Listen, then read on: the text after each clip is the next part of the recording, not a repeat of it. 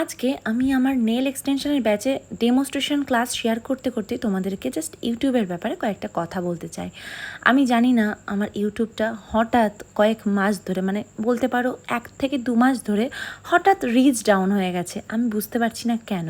আমি আগের মতনই ভালো ভালো কন্টেন্ট দিচ্ছি, আমার ডেলি লাইফের ব্লগ দিচ্ছি, মিনি ব্লগ দিচ্ছি, যেটা আগে কিন্তু আমার সাবস্ক্রাইবারদের খুবই পছন্দের ছিল। আর সেটা কিন্তু আমি তোমাদের কমেন্টের মাধ্যমে প্রুফ পেয়েছি। হঠাৎ করে যেখানে আমার সাবস্ক্রাইবারের সংখ্যা 19,000-এর কাছাকাছি, সেখানে আমার ভিউ কত শুনবে? মিনি ব্লগের ভিউ পার ডে 400 থেকে 500।